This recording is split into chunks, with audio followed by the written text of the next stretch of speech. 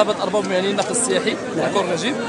هذه الوقفه هذا اعتصام ماشي وقفه. هو المطالب. نعم. المطالب ديالنا الغاء المذكره 150 13 اللي تصدرت من 23 يوليو 2013 اللي فيها تعسف جميع الناقلين السياحيين الصغير والكبير. الاجتماع المزعم اللي درنا في 2 سبتمبر اننا هضرنا فيه على بعد المسيره للرباط. كان واحد الاول لو 2 سبتمبر اللي درنا فيه اجتماع وطلبنا بهذا الالغاء. نرتئي ان الوزارتين غير مسؤولتين على هذا القطاع. كل واحد كيقول لك لا راه انا مش مسؤولش. وزاره النقل والتجهيز كتقول لك لا انا ما مسؤولش على النقل السياحي، راه خصكم تشوفوا حوار درنا حوار درنا 3 الحوارات وما عطاتش نتيجه. اخر مره نهار الخميس اللي فات الاسبوع الفايت مشينا لوزاره النقل والتجهيز، استقبلنا استقبال ديال اننا ماشي مغاربه ماشي من البلاد.